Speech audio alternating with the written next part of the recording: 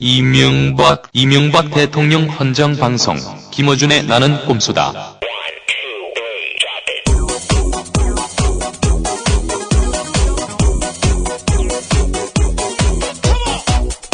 안녕하세요. 딴지 청수 김어준입니다. 지금부터 나는 꼼수다 4회 시작하겠습니다. 쥐루사. 쥐한테 참 좋은데 그걸 먹고 죽으면 국민이 정말 좋은데 어떻게 표현할 방법이 없네. 여러분 피곤하시죠? 저 차두리가 노래 한 곡 틀어드릴게요. 지 때문이야 지 때문이야 피곤한 지 때문이야 피곤한 지 때문이야.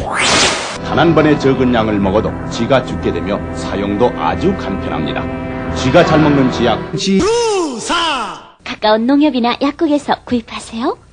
저희가 늘 이 광고 쥐루사로 밀고 있습니다. 다 유사, 모조, 짝퉁, 구라, 가짜 광고지요. 저희 광고 보내주시기 바라겠습니다. 저희가 그래도 이 팟캐스트 정치 시사 부문에서 1등을 먹었습니다. 네, 모든 공중파 프로그램을 제끼고 네, 1위를 차지했고 네, 뭐 1위부터 한 3위 사이 왔다 갔다 합니다. 네. 저희 경쟁 프로그램들은요. 네. 예를 들어 손석희 또는 박경철. 박경철 예. 이런 박경철은 프로들입니다. 누구예요? 예? 손석희는 알겠는데 박경철은 누구예요? 박경철을 몰라요. 어쨌든 KBS, MBC 양대 간판 프로들이 저희 경쟁 프로입니다. 예, 그렇습니다. 그러나 저희 환경은 쪽방에서 셋이서 쪼그려 앉아서 방송하고 있다는 거. 지금 스튜디오 렌탈비도 지금 못 내고 있어요. 이 2시간 녹음하는데 5만 원인데 이 없어가지고 심각한 경영난에 지금 휘말려 있습니다. 저희 그래서 광고를 좀 주세요. 아니면 뭐 저희가 조만간에 후원 계좌를 한번 만들어 버리든가. 지금 방송하는 거예요? 예, 그렇습니다. 난 두 분이 그냥 심수해서 구라 풀고 있는 줄 알았는데. 저희 딴지일보로 전화를 주십시오. 광고 음원이 있으면 좋겠습니다만 없으면 저희가 또 만들어 드릴 수가 있어요. 어떤 형태의 광고도 좋습니다. 1인 기업도 받고요. 기업이 아니어도 상관없어요. 애인에게 사랑 고백 저희 광고합니다. 그리고 이명박 대통령에 대한 비난 광고도 받습니다. 우리 이명박 대통령은 주옥 같은 대통령이다. 이걸 주옥 좀 같은 대통령 빨리 해가지고 이명박 대통령은 족 같은 대통령이다. 이런 광고도 받습니다. 그러니까요. 많이 보내주시기 바라겠습니다. 광고비는 그때그때 케이스 바이 케이스로 하도록 하겠고. 자, 전화번호를 알려주시죠. 우리 김어준 총수님께서. 전화번호 제가 잘 모르고요. 홈페이지 찾아보시기 바랍니다. 딴지일보, 근데 이제 광고 하면은 광고가 좀 들어올 것 같거든요. 제가 보기에는 어제 이제 아이튠스로 깔아갖고 제게 이제 갤럭시니까 핸드폰이 아이튠을 깔아갖고 들어보니까 이게 광고가 들어올 것 같아요. 그리고 많은 분들이 댓글을 광고 들어오게 좀 해보겠다라고 하는 댓글을 많은 분들이 달았어요. 58명 중에 1명이. 그런데 중요한 건 이거를 계좌를 세 사람 명의로 공동 계좌에 개설해야 됩니다. 딴지 라디오로 딴지에다 독자적으로 하면 이게 독식합니다. 독식. 부산 저축은행 사건이 아니라 딴지 저축은행 사건이 떨립니다. 이게. 저희는 바로 그거 원하고 있고요. 오로지 딴지로만 입금해 주시기 바랍니다. 자, 지금부터. 그럼 지난주에 펑크낸 거에 대해서 사과 안 하고 넘어가나요? 지난주에는 저희가 피곤했어요. 돈이 되는 것도 아니고 저희가 쪽방에 모여가지고. 근데 지난주에 그때 합니다. 이게 확실히 이 느낌이 지난주는 제가 펑크를 내려고 그랬어요. 수요일 저녁서부터 무지하게 힘이 들더라고. 그런데 한번 버텨보자. 아니나 다를까 목요일 날 오전 되니까 김어준 씨가 펑크했다는 문자가 와갖고 안 그럼 제가 독박을 쓸 뻔했는데 3인 모두 펑크 상태였어요. 지난주는 피곤했기 때문에. 그것도 그렇고 팟캐스트에 언제 올라오나 올라오지도 않는데 맨날 제작해서 뭐하나 그런 생각이 좀 있었어요, 사실은. 그랬어요, 저도. 이거 뭐 하려고 하지? 듣는 사람도 없이. 근데 말이죠. 저희가 사실은 테스트용으로 살짝 올렸거든요. 그거를 또 발견해내가지고 이분들이 저희가 공지를 한 것도 아닌데 북측에서 볼 때는 사고가 아니고 남측에서 볼 때는 사과처럼 보이는 절충한 자도 만들어 세상에 내놓자고 하면서 제발 좀 양보하여 달라고 애걸하였다. 우리의 진위를 왜곡한 일방적 주장으로서 일일이 대응할 필요를 느끼지 않는다.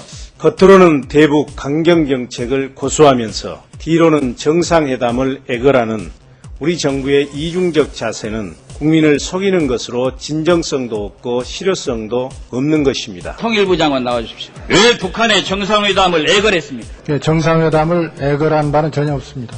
비공개 접촉을 한 것은 사실입니다. 그러나 천안함 그리고 연평도 포격 도발에 대해서 북한에게 분명한 시인, 사과, 재발 방지를 위해서 우리 측 특사한테 신임장을 주었습니까?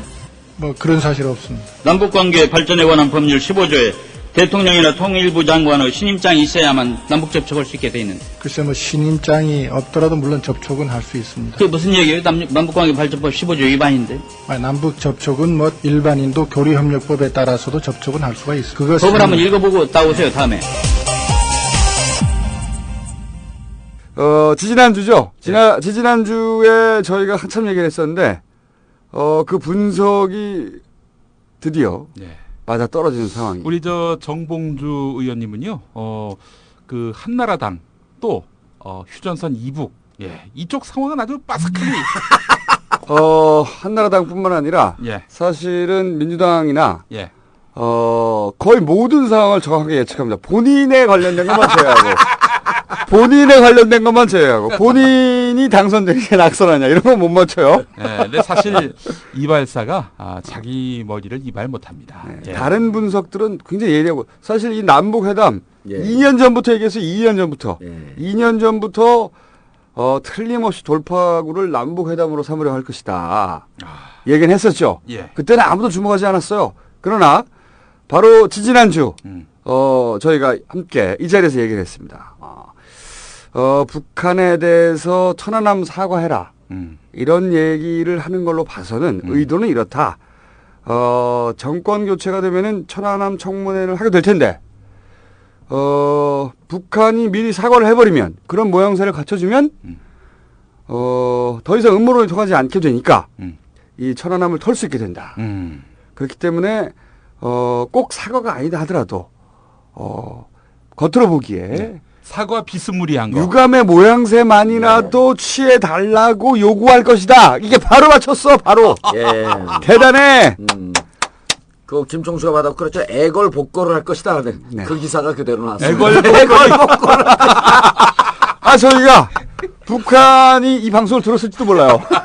아이팟으로, 팟캐스트로. 사실은 세상의 사람들의 그 정치적 판단이라는 게 좀 떨어지기 때문에 우리 방송을 미리 듣고 그것을 쫓아서 하는 경우가 많아요. 그 한나라당이나 민주당도 당의 정치적 입장을 결정할 때 늘 PSI나 이제 나는 꼼수다. 이게 더 터졌으니까요. 네. 이걸 보고 요걸 좀 피해서 가야 되겠다. 혹은 요걸 쫓아서 그대로 가면 자기들 의중이 이미 읽혔기 때문에 크게 욕은 안 먹겠다. 네. 그래서 이 방송을 보고 갈 가능성이 높습니다. 이 얘기는 뭐냐면요. 물론 한나라당이 저희 방송을 듣고 그런 입장을 정하지는 않습니다. 이 얘기는 뭐냐면 정봉주 전 의원의 분석이 그만큼 업계에서 주역에 먹히고 있다는 자화자찬이었어요. 혹시 무슨 뜻인지 모르는 분들을 위해서 제가 해석을 해드렸습니다. 자화자찬이었습니다. 그냥. 네. 실제로 한나라당이 저희 꼼수다를 듣고 무슨 정책을 세우겠습니까? 네. 그건 아니고요. 그건 아닌데 이 자화자찬을 직접 하셔야지 평소처럼 한번 꼬아서 하면 사람들이 못 알아들어요. 네. 자, 저희가 예상을 했는데 저희 예리한 예상에 너무나도 놀랍게 정확하게 맞아떨어졌어요. 애걸복걸 다 맞아떨어졌습니다. 네. 자, 그럼 애걸복걸이라고 하는 표현도 나왔죠. 그리고 민주당의 모 의원이 현 정권이 하는 짓은 모두 다 꼼수다.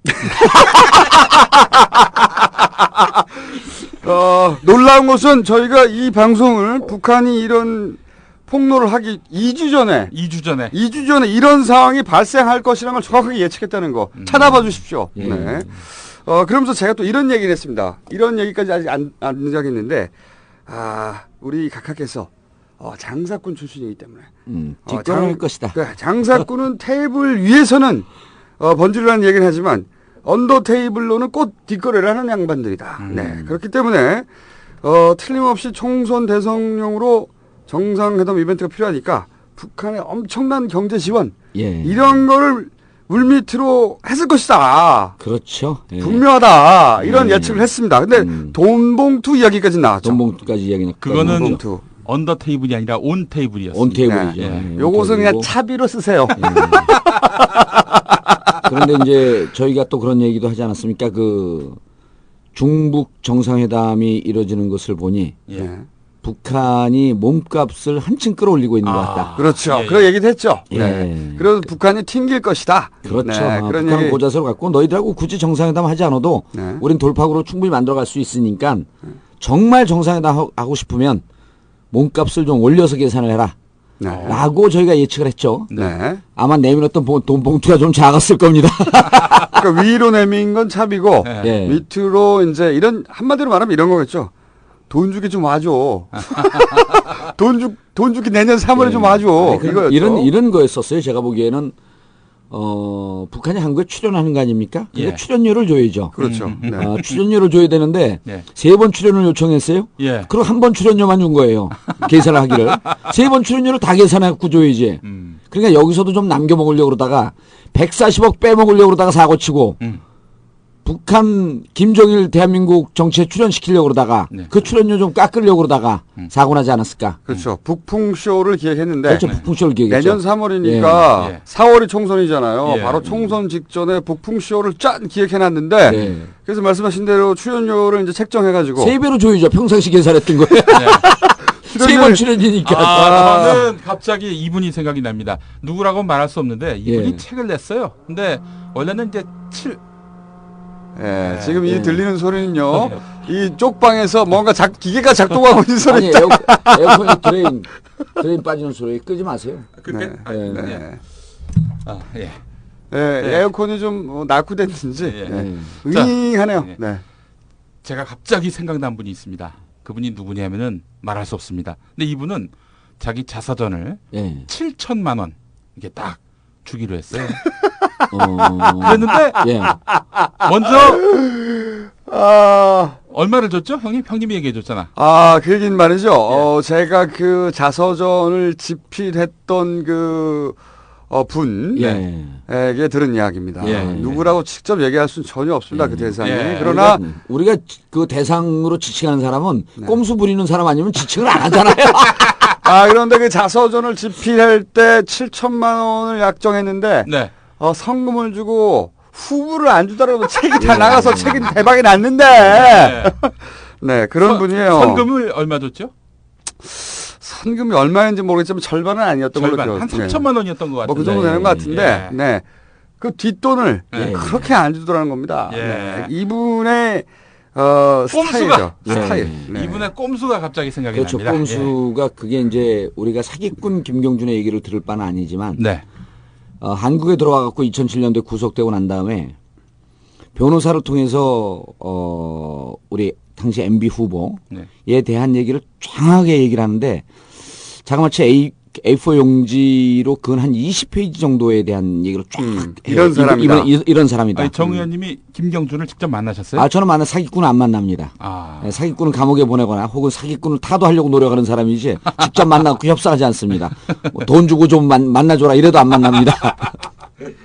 그런데 이제 그 우리 당시 열린우리당 시절의 변호사들이 이제 그때는 민주당이죠 또. 이놈 당이 기억이 잘 안 나. 한 6개월 사이에 당이 하나가 만들었다 없었다 또 만들었다. 그런데 이제 김경준이 쭉 쓴 내용 중에 여러 가지 이제 특징을 묘사하는데 이런 표현이 하나가 있어요. 미국의 당시 이제 MB 그 대통령 후보가 미국에 있을 때 아주 열심히 도와준 그 신문 기자가 있대요. 근데 한국에서 그 기자가 결혼식을 하는데 부조금을 안 보냈답니다. 그래서 그렇게 열심히 도와주고 정말 자기 기자 생명을 걸고 도와줬는데 부조금을 왜 안 보냅니까? 축의금. 죄송합니다. 축의금. 부조금도 같은 말이지 뭐. 그건가요? 그건 두 분이 싸우시고. 근데 그 축의금을 안 보내서 김경준이 물어봤답니다. 예. 아, 왜 안 보내십니까, 그거를? 그렇게 열심히 도와줬는데. 예. 그랬더니. MB 하는 말이? 예. 그거 안 보내줘도 우리나라 사람들은 시간 좀 지나면 다 잊어먹는다. 굳이 줄 필요 없다. 라고 말했다고 김경준이 주장을 한 겁니다. 네. 아니 근데 그런 이야기는 무슨 자기한테 이득이 되는 얘기거나 자신의 형량이나 죄에 영향을 미치는 게 아니기 때문에 거짓말을 할 이유가 없죠. 그 자기가 너무 이상해갖고 돈도 존나게 많아졌어, 씨발. 부적금 얼마나 했어, 씨발. 10만원, 20만원 그걸 못 보내는 거야, 안 보내는 거야. 돈 존나게 아까워. 그 이유가 자기가 너무 충격, 곧 잊어먹는다. 우리나라 사람들. 아, 진짜 재밌다, 이게. 아니, 그러니까 정책을 보면 그러잖아. 일단 지르고 보잖아요. 그거 왜 안 하지? 그 우리나라 사람들 금방 잊어먹는다는 거야. 그런데 이번에는 놀랍게도 우리나라 사람들이 3년 반 동안 하나도 안 잊어먹고 있어요. 아, 이거야. 감사합니다, 카카. 이런 큰 웃음을 주셔서. 어쨌든 각하께서 혼자 이렇게 센 척 하시면서 사과를 해야 불러준다. 불러주는 거야, 모양새는. 그런데 뒤에서는 나 좀 도와줘. 나 좀 제발 도와줘. 근데 하고 있었는데. 천안함 얘기는 이 의미가 워낙 큰 거기 때문에 이번에도 스토리가 보면요. 전 이것을 총괄적으로 기획한 사람이 누군지 대충 느낌이 와요. 왜냐하면 이번에 하는 거 보면 BBK 해결하는 과정하고 너무나 흡사합니다. BBK 에리카 김이 들어와서 이거 털어주는데 어떻게 터냐면 우리가 거짓말 한 거다. 그렇죠. 똑같네요. 똑같죠. 스토리가 우리가 거짓말 한 거다. 사과를 한 거네. 사과를 하는 거죠. 떠넘기는 거죠. 그리고 그 실질적으로 이 이명박 대통령과 관계돼 있다라고 하는 것은 우리가 빠져나가기 위해서 거짓말을 한 것이다. 라고 하면서 BBK 통과 아닙니까? 그렇죠. 지금 천안함 사건이 이 정권의 가장 핵심적인 아킬레스건입니다. 중에 하나죠. 근데 가장 위험해요. 가장 위험한 건입니다. 그렇죠. 여러 가지 중에. 이거가 터지면 보수 입장에서도 전혀 이건 무너지는 거죠. 할 말도 없을 뿐만 아니라 보수 진영 전체가 무너지는 겁니다. 이거는 이렇게 보수 정권을 뽑아놓고 하게 되면 국민들에게 이러이러한 문제가 생긴다라고 하는 것은 역사적 교과서에 나오면서 향후 30년 동안 보수 집권하기가 힘들 정도의 보수 언론도 무너져요. 보수 언론도 무너지죠. 보수 언론이 얼마나 여기다 얼마나 장단을 이 장단에 맞춰 춤을 추고 노래를 부르고 했습니까? 인간 어뢰 그거는 정말 조선일보 인간 어뢰. 그렇죠. 네, 제가 항상 애잔하다고 표현하죠. 애잔한 그래픽. 그래서 이번 사건도 보면 당사자로 주목받고 있는 게 BBK는 당사자로 주목받고 있는 게 에리카 김하고 김경준 아닙니까? 이거는 천안함도 미국 측에서는 처음에 그렇게 발표하지 않았는데 3, 4개월 시간이 지나가면서 북한 측 소행으로 이 정부가 발표한 거 아닙니까? 그러니까 당사자가 북한이 된 거예요. 근데 북한은 부인하고 있고. 그렇죠. 그런데 당사자가 와서 미안하다. 미안한 것처럼 생각한다. 미안한 것처럼 생각한다. 그 정도만 해달라고 그랬던 거 아니에요? 미안할까봐. 예. 미안할까? 나 어쩜 미안한지 몰라. 여러 사람이 나를 미안하다고 생각하래. 미안하다고 느껴졌으면 돈 준대. 요번에 저 민주노동당하고 진보신당이 그런 비판 여론을 존중한다 그랬는데 나에게 미안하다라고 얘기하는 사람의 의견을 존중한다. 그래서 거기서 털면 천안하면 털리는 겁니다. 그렇죠. 털고 나면 아니 자기가 했다고 그러는데. 자기가 했다 그러는데 누가 뭐라고 그래. 그래서 이번에 그 전에는 남북 대화의 전제 조건이 뭐였었냐면요. 정상회담에 대화의 전제 조건이 뭐였었냐면 일단 핵폭입니다. 원래 이 정부가 출범할 때 비핵 개방 3천 아닙니까?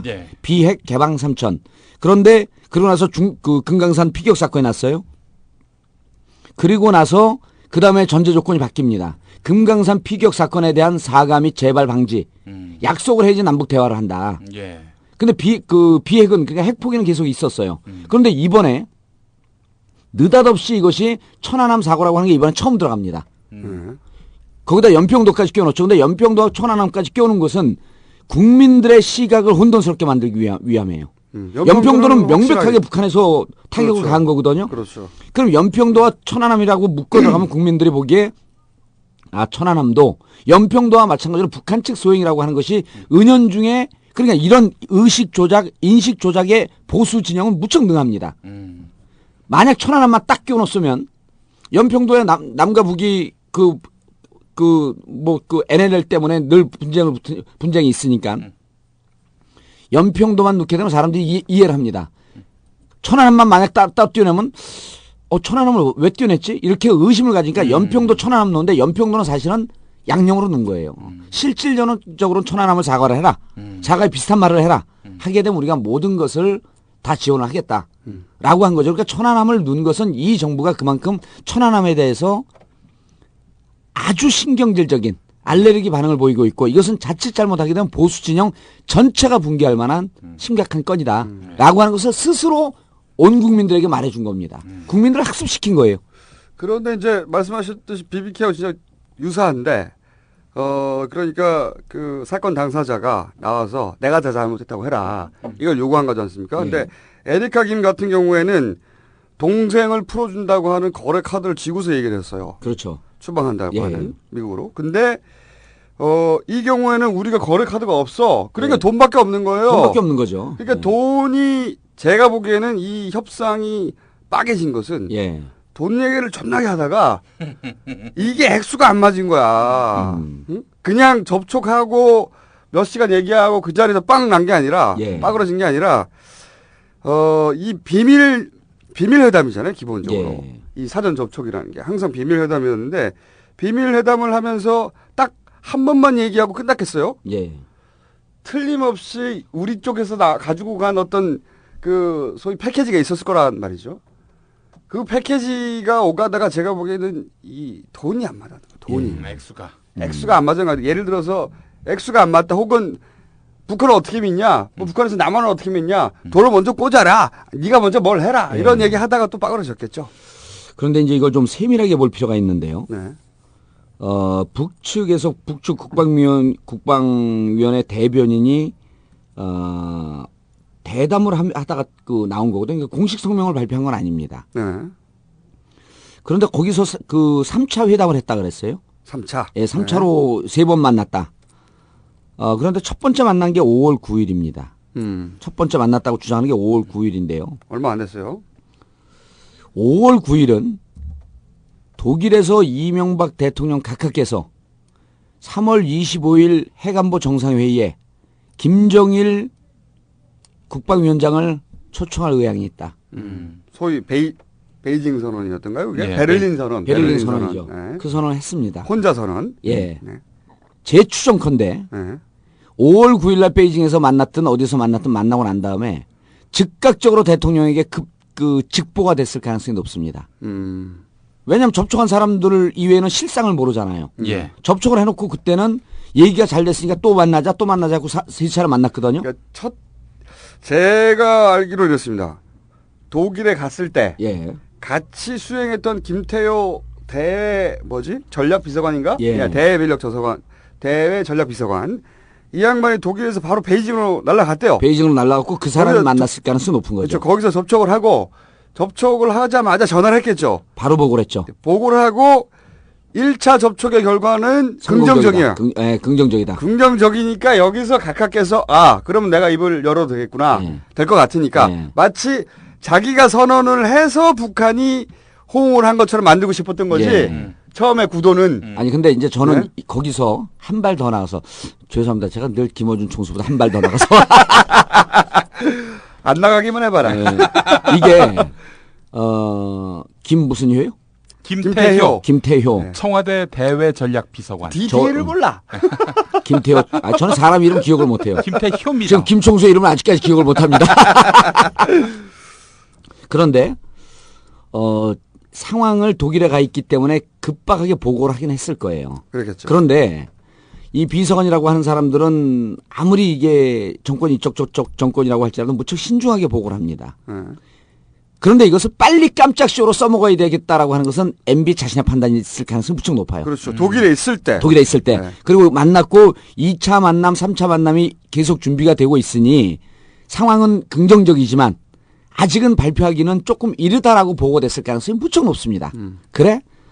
너네들이 맨날 그렇게 우왕좌왕하고 우유부단하니까 이 정권이 잘 안 되는 거야. 나는 발표해. 그러면서 질렀을 가능성이 무척 높습니다. 제가 거기서 한 발 더 나가보죠. 그거는 이제 평소에 가까이 품성으로 볼 때 충분히 그럴 수 있는데 거기 플러스 하나 더 있었어요. 뭐냐. 만약에 한국에서 발표해봐요. 베를린 선언이라고 할 수가 없잖아. 그렇죠. 모양이 안 나. 베를린 선언을 하고 싶었던 거야. 베를린 선언을. 아주 중요한 지적인데 한 발 나간 것 같지 않고.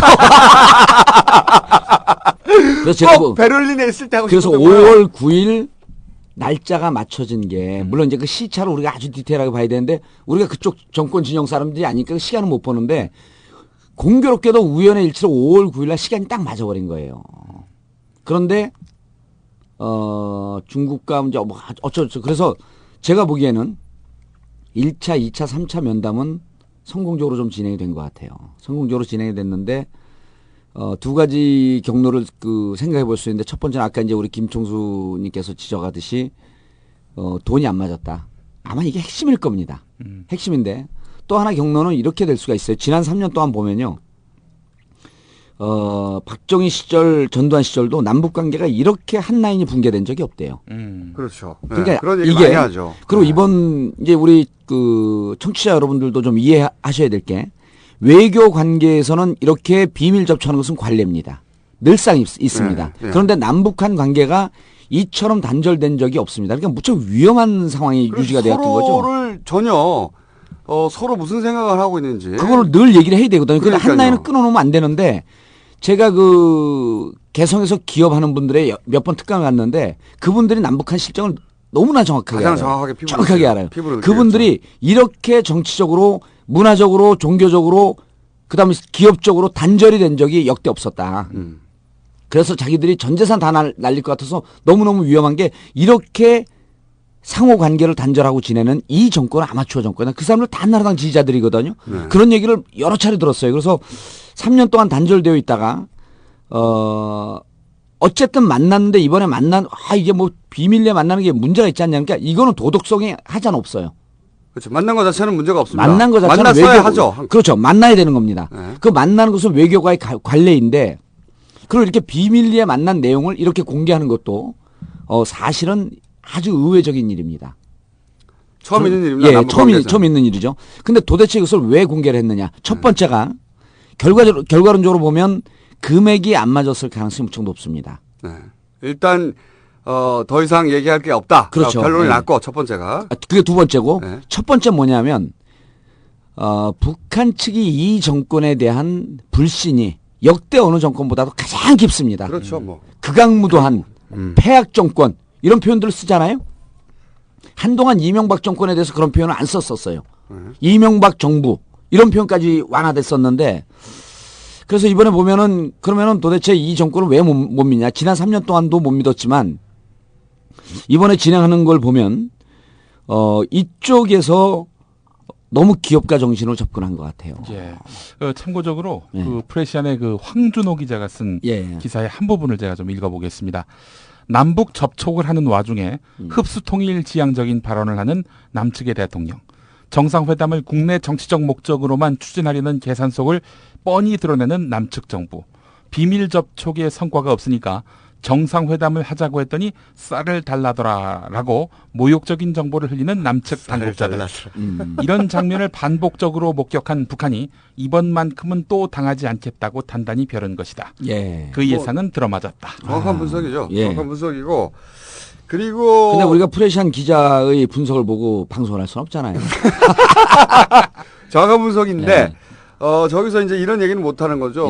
틀림없이 그 동거래가 있었을 것이다. 그 그렇죠. 조건이 안 맞을 것이다. 그리고 불신이 있었을 것이다. 근데 이게 진짜 아마추어 정권인 게 이런 게 있었습니다.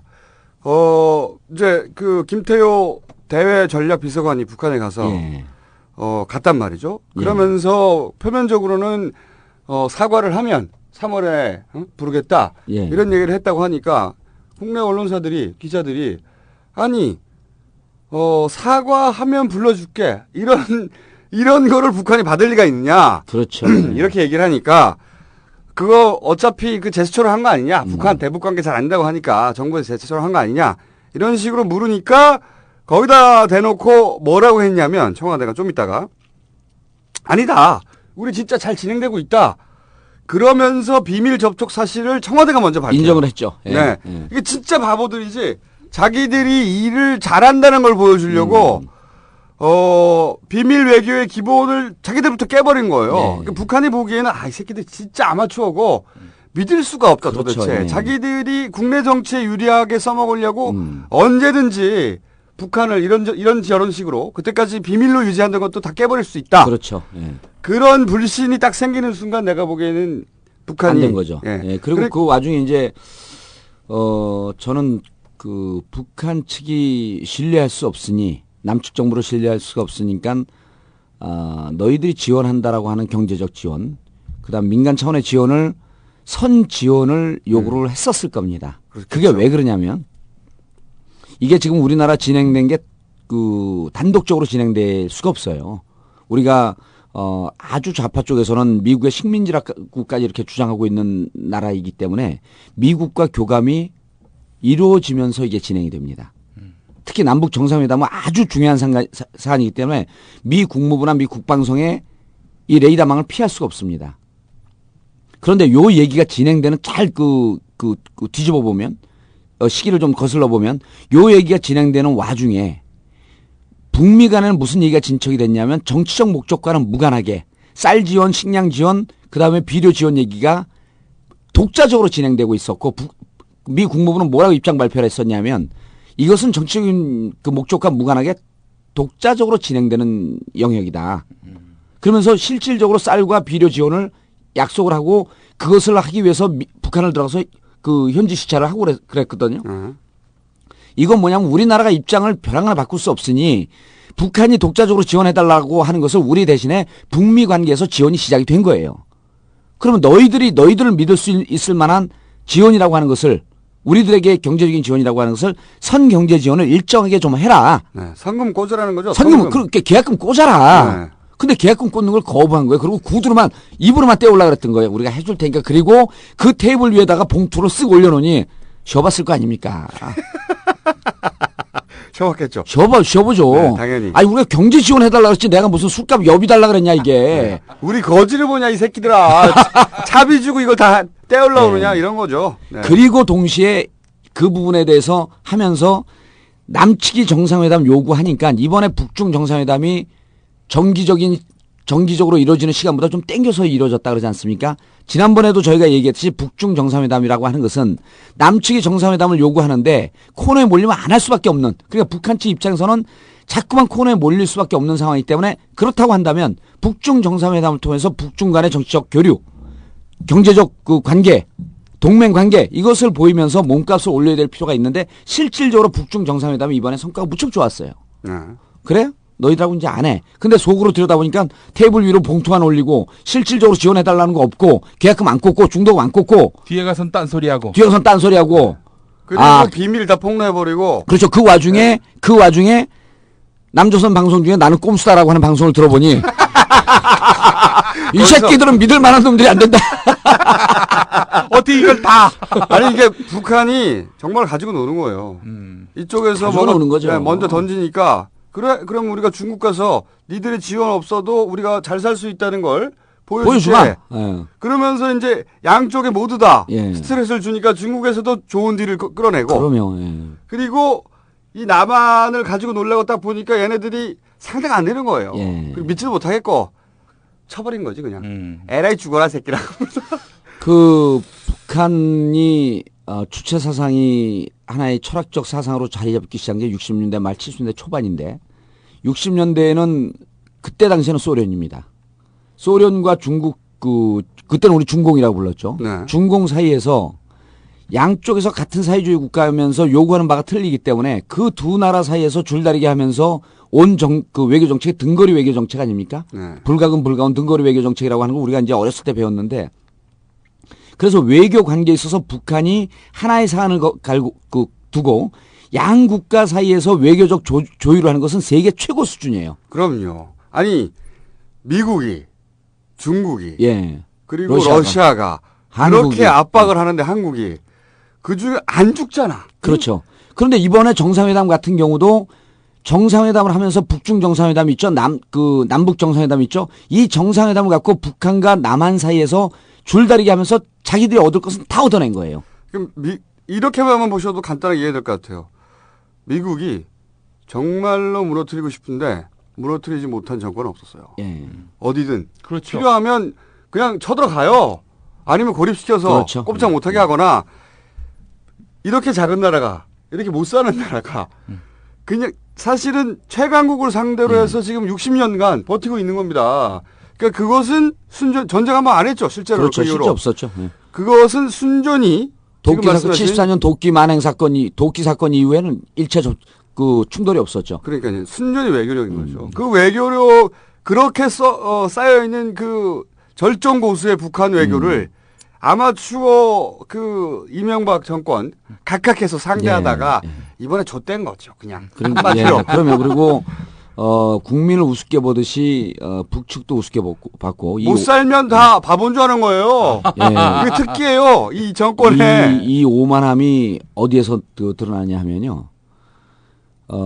김대중 대통령 시절에 그 남북 정상회담 하지 않았습니까? 노무현 대통령 남북 정상회담 했는데 그걸 한번 쭉 들여다보세요. 그 조중동 보수 언론에서 마치 돈 주고 정상회담 했다 그러다가 지들은 이번에 더 쪽팔린 거 아닙니까? 예.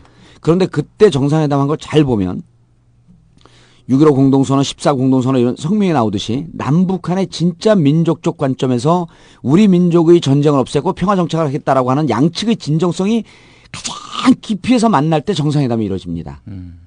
김대중 정권 한 번 했거든요. 노무현 대통령도 한 번밖에 못했어요. 그러니까 우리 역대 최고의 진정성을 갖고 정치했다라고 하는 대통령도 한 번밖에 못했는데 우습게 보면서 6월에 한 번 하고 8월에 한 번 하고 내년 3월에 하자. 무슨 정상회담이 그 동네 축구 그 정기전인가요? 아니 반상이야. 씨발 반상 요새. 아니 그러니까 이 사람들이 돈만 주면 될 줄 알았던 거예요. 돈만 그렇죠. 주면. 지지율이 떨어지니까 이것을 뒤집어 엎을 수 있는 것은 정상회담인데 그 전에 정상회담도 해봤다. 이걸 또 청와대에서 그 운동권 출신에서 전향한 친구들이 앉아갖고 기획을 합니다. 그 전에 한 번 했으니까 두 번 다 해봐야 두 번인데 이걸 뛰어넘기 위해서는 3번을 해야 된다.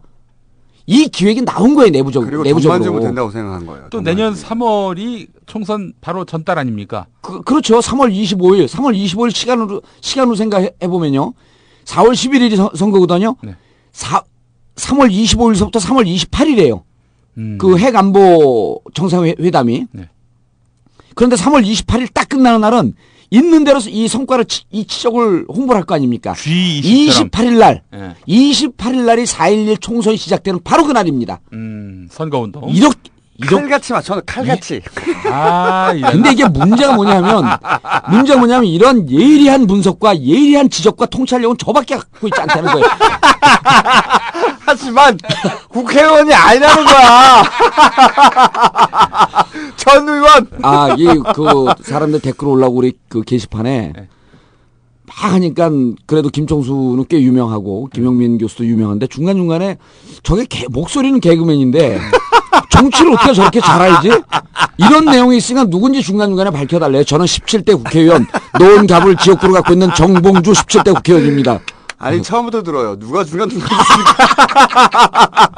말도 안 되는 소리를. 그리고 김용민 교수하고 김총수님한테 이거 홍보 좀 하라고 난리가 났어요. 홍보를 안 했는데도 어떻게 1등이냐. 콘텐츠는 스스로를 증명합니다. 찾아옵니다. 그래서 제가 그렇게 답글을 달았어요. 지금은 국내 일이지만 홍보를 하면 세계 1위가 될까 봐 우리가 두렵다. 뭐 무슨 맥이 닿아야지 같이 웃어주지. 제가 한 가지만 더 좀 질문을 드리고 싶은 게 또 황준호 기자의 글을 또 그 황준호는 누구예요? 동생이에요? 저하고 나이가 같습니다. 그래요? 나이만 같아 모르는 사람이요? 아니 방송 같이 했었어. 그래? 그 황준호 기자가 얼마 전에 프레시안에서 꽤 외교 통일 분야 외교 통일 분야 뭐 전문 기자라는 뭐 호칭을 달진 않았습니다만은 여하간 수시로 우리를 만나고 밥을 사면서 좀 배우라 그러세요. 그 양반이 정세현 전 통일부 장관 북한에서 가장 신뢰하는 남쪽 관료인데 이 양반의 책을 대화록을 이제 냈어요. 그러니까 자기가 인터뷰하면서 정세현의 정세 토크라는 책을 정세현 전 통일부 장관 대단한 분입니다. 저는 그 책이면은 대한민국의 수골들은 다 사라진다. 확신을 합니다. 그걸 안 읽지 근데. 네. 우리도 안 읽었는데. 정말 한번 읽어보셨으면 좋겠는데 이제 이 황준호 기자가 얘기한 거는 이 회담, 공식 회담이든 비공식 회담이든 뭐 비밀 접촉이든 다 녹음을 한다는 거예요. 남쪽도 녹음하고 북쪽도 녹음하고. 그런데 북쪽에서 애걸복걸했다 이런 식으로 얘기를 했단 말이죠. 만약에 이게 사실이 아니고 날조라면은 북한에 당연히 남쪽에서는 녹취록을 깐다든지 이런 녹취록 그냥 까면 그건 뭐 누가 듣겠습니까? 녹취록을 풀어서 공개해야죠. 어쨌든 풀어서 공중에서 공개해야 됩니다. 근데 남쪽에서는 4시간 동안 우물쭈물하더니 신문 모두 거짓말이다라고 안 하고 우리의 진위를 잘못 해석했다. 그렇죠. 이런 거죠. 오해하셨어요. 아니 이런 겁니다. 녹취가 있으니까. 북측이 주장한 그 내용 그 말은 그대로 했지만 뜻은 그게 아니었었다. 이 얘기를 한 겁니다. 오해라는 거죠. 그렇죠. 오해죠. 말은 그대로 했다. 각하의 특기죠. 오해.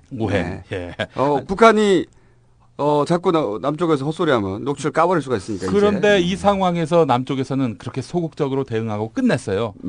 만약에 북한이 녹취록을 깐다든지 이런 상황까지는 가지 않았으면 좋겠다. 이게 남측이 북쪽에다 보낸 메시지가 아닌가. 제가 보기에는 주도권은 완벽하게 북한에 갔습니다. 이제. 근데 앞으로 북한이 갖고 논다는 거 아니에요? 완벽하게 녹취까지 가지고 있는데다가. 그런데다가 이제 우리가 방송 시작하기 전에 이제 뭐 김총수님, 김용민 교수도 지적을 했지만 서로 간에 도발적이고 자극적인 것을 삼가면서 그러니까 이게 그동안 한 60년간 단절되어 있던 양측이기 때문에 상호 존중해주고 옛날에 문익환 목사님이 그런 얘기를 했어요. 이혼한 부부가 다시 만나야 되는데 만나기 위해서는 서로 칭찬을 해줘야지 이게 재결합이 된다.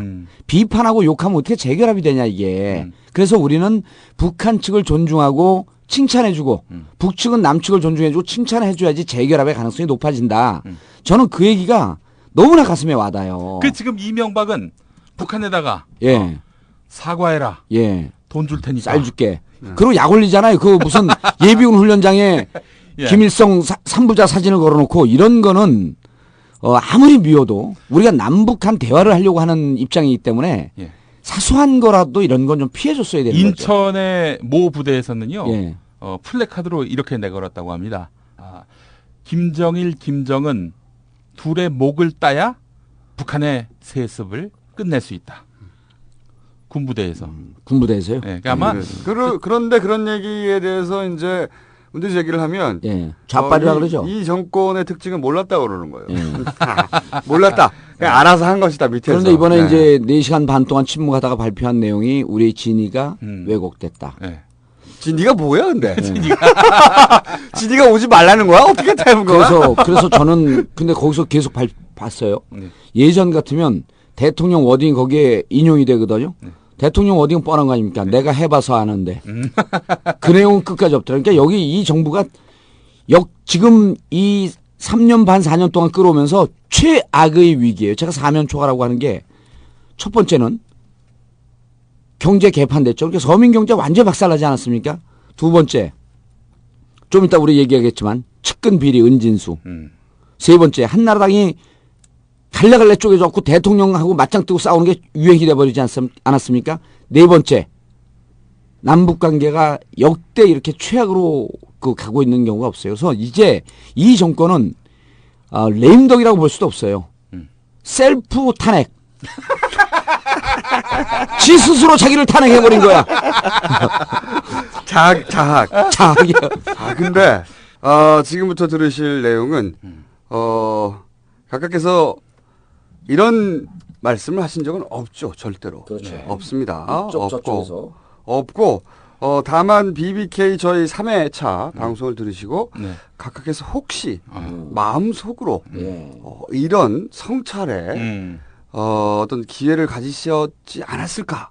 각각께서는 워낙 마음도 이렇게 안 해본 게 없으신 반성까지도 안 해본 게 없으시기 때문에 다경험의 소유자시기 때문에 예. 반성까지도 하시지 않으셨을까. 예. 그래서 저희가 그분의 어떤 음성을 심령으로 녹음을 했습니다. 심령으로 녹음한 내용을 지금부터 들으시겠습니다. 소득만 높고 품격과 교양이 없는 사람을 우리는 존경하지 않습니다. BBK와 관련하여 말씀드릴 기회가 없었습니다. 제가 BBK를 소유했다는 주장은 사실입니다. 분명히 확인했습니다. 예를 들어 저는 땅 한 평도 남의 이름으로 숨겨놓은 것은 없습니다. 그 땅이 제 것은 얼마나 좋겠습니까? 제가 무슨 비리와 관련하여 한 번도 문제가 된 적이 없었고 국민으로부터 나름대로 지지와 인정을 받아왔습니다. 여러분 이거 다 거짓말한 걸 아시죠? 그래서 저는 이 BBK가 이게 복잡하니까 복잡한 이야기를 하면 국민을 속일 수 있지 않겠냐 하는 이런 생각을 했습니다. 국민 여러분께 심려를 끼친 데 대해서 진심으로 사과를 드립니다. 저는 불이나 불법과 타협하지 않은 그러한 삶을 살아오지 않았습니다, 여러분. 그런데 이런 내용의 방송 나가면 저 선거 나가는데 지장 있는 거 아닙니까, 이거? 제작은 제가 했습니다. 예. 선거에 나갈 일이 없으니까. 예. 제작은 분명히 말씀드리지만 김용민 교수가 했고. 아니 김용민 교수가 지난번에 어디에서 잘렸죠? CBS 잘렸을 때 네. 대통령 하야 성명입니다. 예. 이 대통령 하야 성명입니다. 네. 그리고 하야하는 성명을 쭉 발표하고 네. 지금까지는 이승만 대통령의 하야 성명이었습니다. 네. 그리고 그 다음날 잘렸죠? 그 다음날 난리가 났죠. 난리가 났고 그리고 이제 그 다음에 개편 때 아웃이 됐는데 개편의 아웃을 제가 CBS 게시판에서 봤습니다. 알려주지도 않아. 문자도 안 와요? 문자도 안 왔습니다. 네. 깔끔하네. 야, 이 개새끼야, 이거 봐. 너한테 알려줄 가치도 없어. 이런 거겠지, 뭐. 네. 자, 그러면은, 은진수 위원, 전 감사위원회, 이야기를 하기 전에, 이분과 정봉주 전 의원의, 위원과 의원의 대결이죠. 의원의 놀라운 인연이 있습니다. 어떤 언론에서 다루지 않는 그 이야기를 하고 그리고 사건으로 들어가죠. 네. 인연을 좀 얘기해 주시죠. 저는 그때 당시에는 내부 대책반장이었어요. 은진수가. 때는 바야흐로 2007년도. 그래서 저는 그때 전 국민이 주목하는 국회의원이었기 때문에 레벨이 달라요, 레벨이. 근데 지금 보니까 이제 그때 당시에 저하고 공식적으로, 대외적으로 저하고 맞짱을 뜨고 저한테 도전장을 낸 건 누구였었냐면 고승덕 변호사였었죠. 그렇죠. 네. 현재 국회의원인데, 그 양반은 왜 한나라당에 들어갔나 몰라. 서초 의뢰 가봤더니요. 그 좋은 이미지를. 지역구 관리도 개판이고, 그래서 공천을 못 받는다는 소문이 파다합니다. 서초 의뢰에서. 네. 그러면 그 사람이 공천을 못 받으면 또 그 성향상 무소속으로 나올 거거든요. 그래서 이번에, 민주당 공천 받을 사람 중에 서초 의뢰 깃발 꽂으면 무조건 당선된다. 그래서 서초를 가서 공천 신청해라. 이런 얘기까지 해주고 싶어요. 근데 고승덕이 대외적으로. 쓸데없는 얘기였고요. 고승덕 의원이 대외적으로는 무슨 BBK 대책판. 그래 소방수는 고승덕이었었죠. 근데 내부적으로 보니까. 실제. 뒤에서. 고승덕 의원은 기자회견하고 성명서 발표하고 얼굴 마담이었죠. 얼굴 마담이죠. 네. 그걸 다른 데서는 다 써줍니다. 네. 써주고 그걸 이제 성명서 발표하고 그러기 때문에 파고 들어가면 그때 당시에 파고 들어가고 질문을 해봤더니 어디에서 인터뷰를 붙었거든요. 내용을 잘 모르더라고요. 근데 이제 저는 다른 의원들과 달리 조사도 제가 하고 글도 제가 쓰고 발표도 제가 합니다. 이게 능력이 있는 거죠. 혼자 다 스포트라이트 다 받으려고. 그런데 그때 보니까 실질적으로 고승덕은 얼굴 마담이었고 내부에서 이 팀장, 대책 팀장을 맡은 게 은진수였습니다. 2007년 대선 때 이명박 캠프에서 법률지원단장이라고 하는 타이틀이었는데 그때 전담한 것이 BBK였다고요. 그렇죠. BBK BBK 소방수입니다. 그럼 저는 BBK 공격수가 아니라 소방수가 있으면 뭐가 있어야 돼요? 전 BBK 방화범이었습니다. 그런 인연이 그렇죠. 예. 그때 당시는 정확하게 몰랐는데 예. 이 캠프 내에서 역할 분담까지 어떻게 알겠어요? 예. 몰랐는데 실제 그러니까 지금 정봉주 전 의원 예. 대법원에 징역 1년 받고 지금 징역 1년 받은 사건 징역이에요. 벌금이나 이런 거 아니고 징역입니다. 집행유예도 아닙니다. 감옥 가는 징역 1년 받고 현재 대법원에 계류 중인데 그 사건을 뒤에서 예. 진두지휘한 분이 진두지휘한 분이 지금은 상황이 완전히 역전돼서 그렇죠. 예. 그분이 지금 감옥에 가셨고 그래서 제가 이제 트윗에 그런 글을 올렸어요. BBK 대책 반장 소방수 BBK 공격수 정봉주는 왜 구속 안 시키고 소방수를 갖다 구속시키냐. 그 트윗에서 대박이 났어요. 근데 이제 저하고 은진수 대박이 났을까? 은진수 위원과의 그 네. 인연뿐만 아니라 삼각 인연이 여기서 떠오릅니다. 아, 그래요? 지금 중수부장, 대검 중수부장이 누구죠? 김홍일 중수부장입니다. 이분이 예. 지금 이 수사를 총괄하고 있어요. 네. 저축은행 수사를 총괄하고 있는데 아, 이 김홍일 중수부장은 당시 서울중앙지검 3차장이어서 BBK 사건 전모를 직접 나와서 발표한 장본인입니다. 그렇군요. 그래서 이 그 김홍일 중수부장은 당시 BBK 특별 검사가 있었고 그것에 총괄적으로 책임지는 게 최재경 검사였고 최재경도 지금 뭐 잘 나가죠. 뭐 연수원장인가 뭔가 하고 있어요.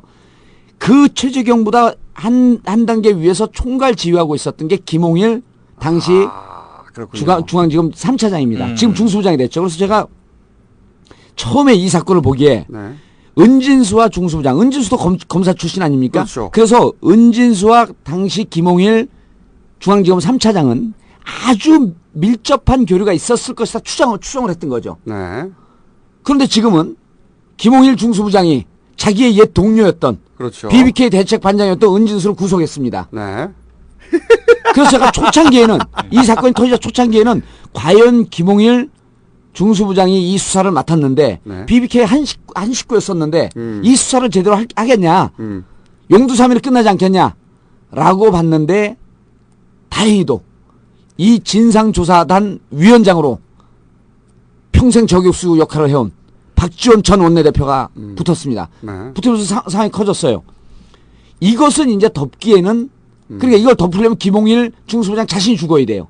그래서 이 사건은 이미 접기에는 넘어갔지만 그래도 옛 적이든 동료든 BBK 3인방이 나와서 이거 싸우고 있는 형국이다.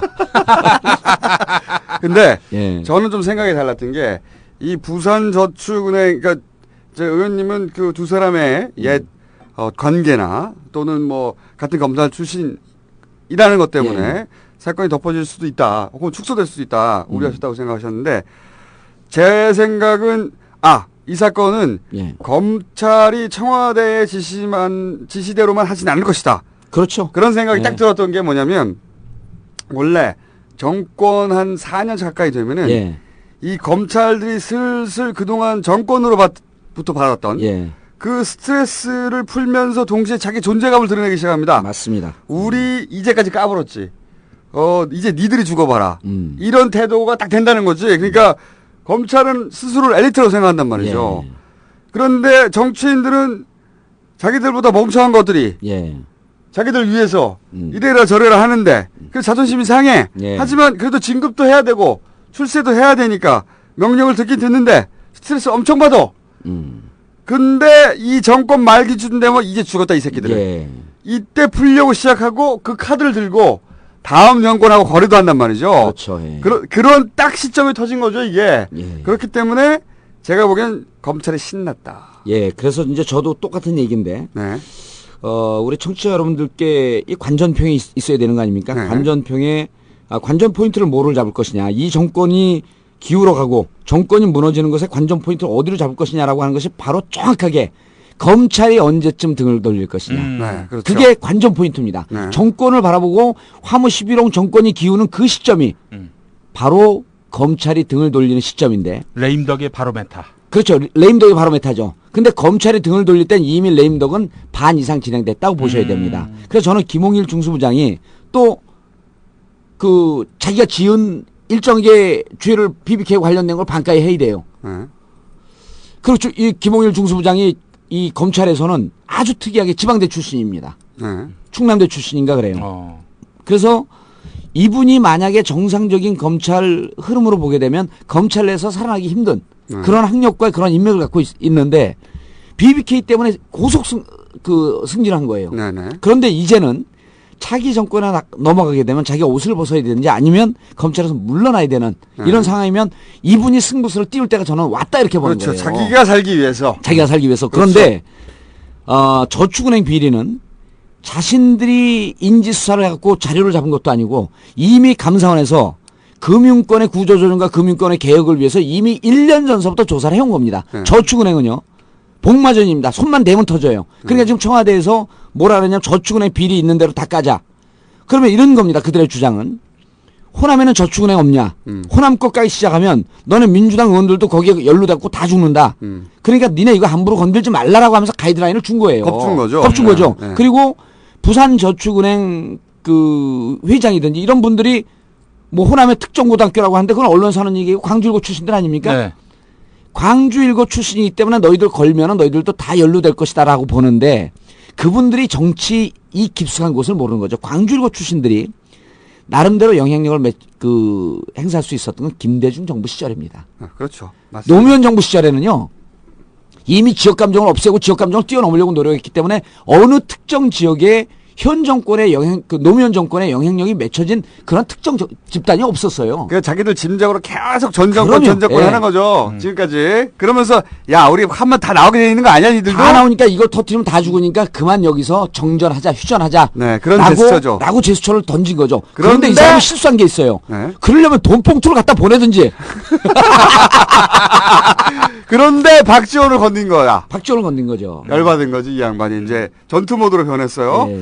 그런데 제가 보기에는 이 사건의 디테일한 내용들은 저희가 다음 시간에 넘기는 게 맞는 것 같은데. 그리고 정두원 의원이 금전적 비리 때문에 4년 감옥을 산 사람이 이런 건 도리가 아니지 않습니까? 하면서 박지원 의원을 심각하게 건드렸거든요.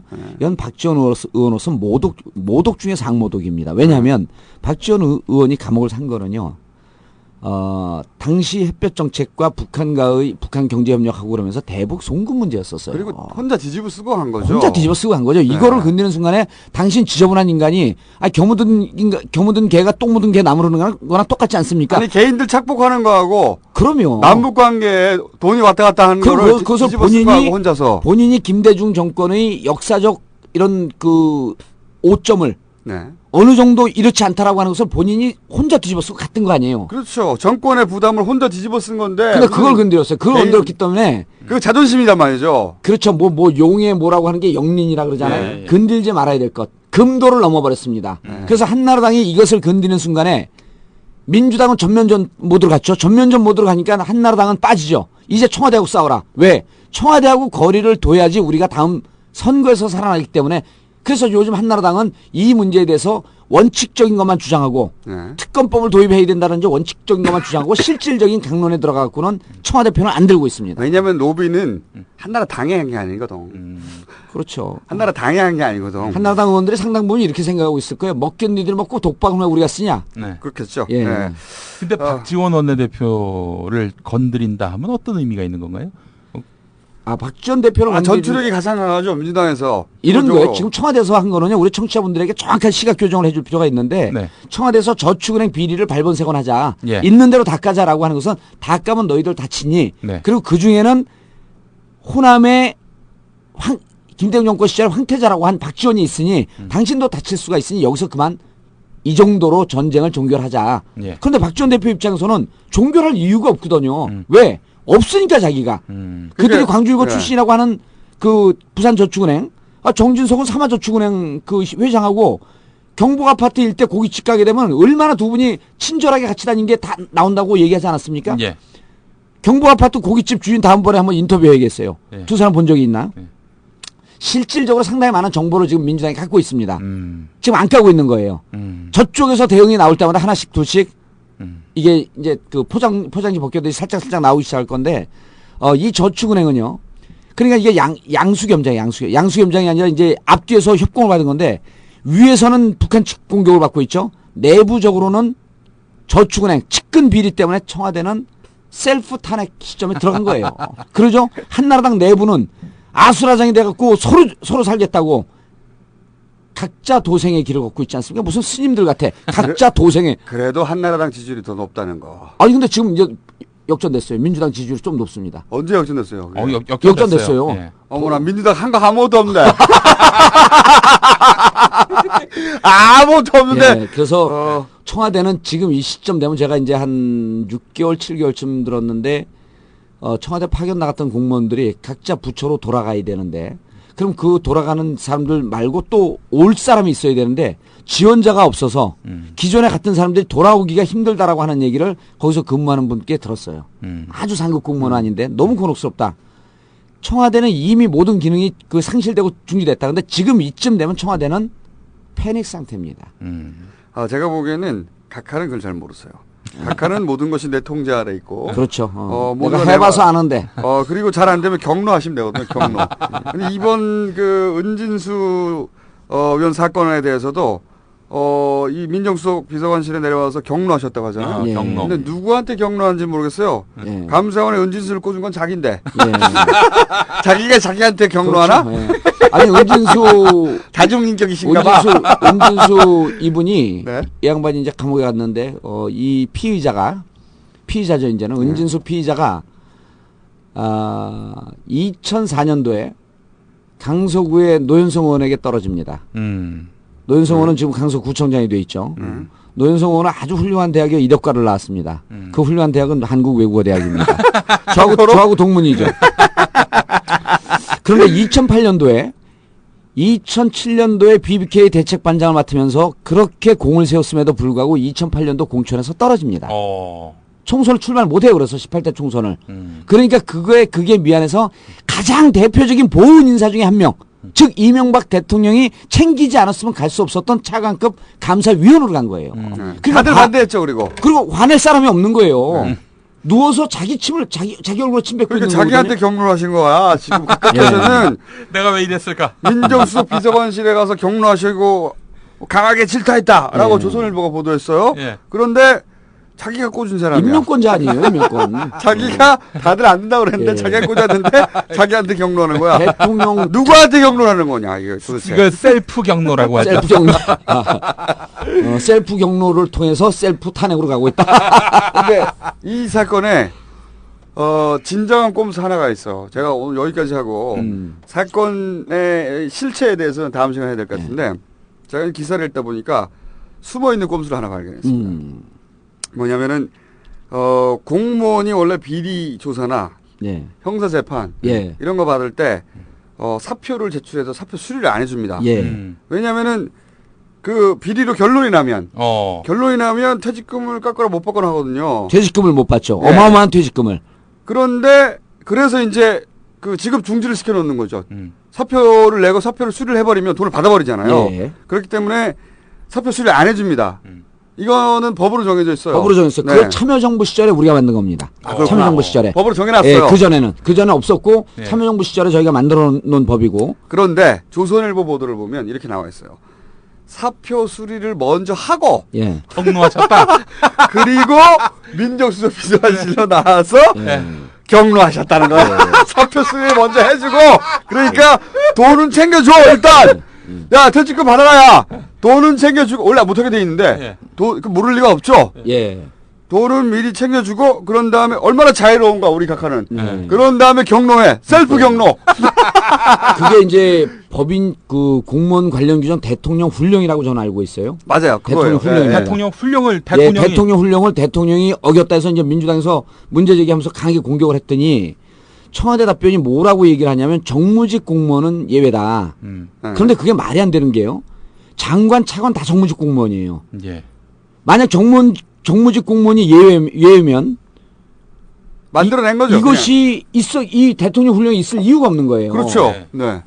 그래서 저쪽에서는 정무직 공무원은 예외라고 하는데 실질적으로는 퇴직금 받는 것을 용인해 주려고 하는 그런 꼼수 아니었었냐. 원래 그렇죠. 당연하죠. 제가 보기에는 각하께서 이 돈 문제에 관해서는 말이죠. 사람을 돈으로 다루거든.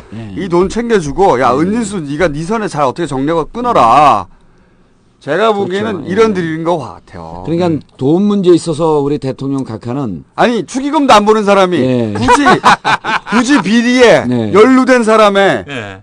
그 법을 어불가하면서까지 예. 퇴직금을 일부러 챙겨줄 이유가 뭐예요? 퇴직금을 챙기고 반 나누자 그러지 않았을까요?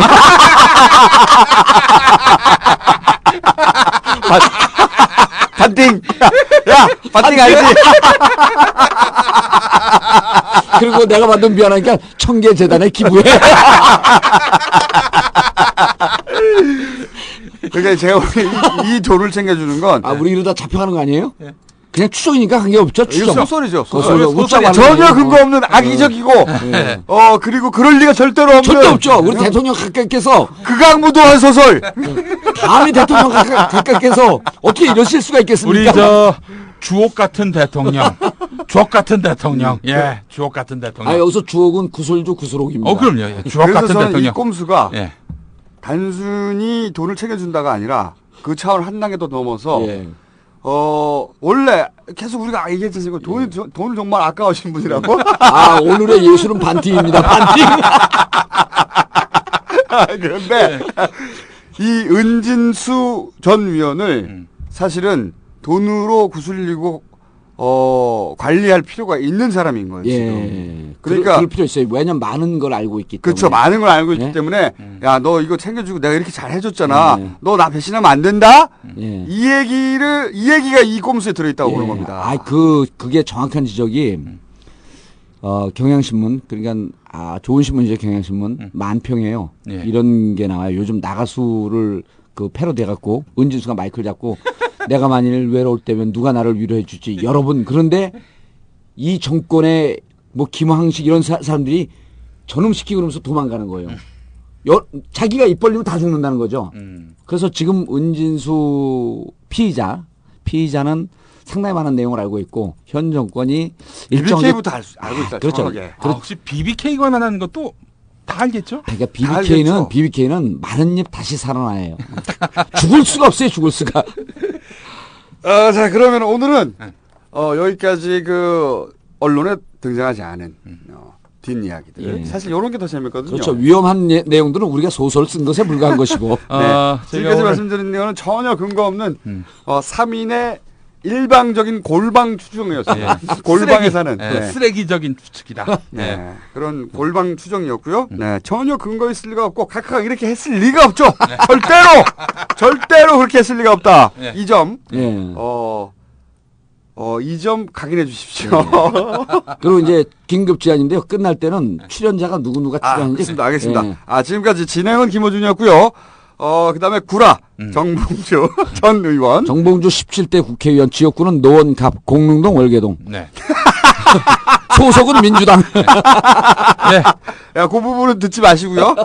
기술 김영민 교수였습니다. 제작도 했습니다. 제작. 기술 제작. 그리고 간혹 꼽사리. 참고로 오늘 밥값은 반가이들 합시다. 지금까지 나는 꼼수다. 사회였습니다. 다음 주에 다시 뵙겠습니다. 끝. On the upright. So frustrated.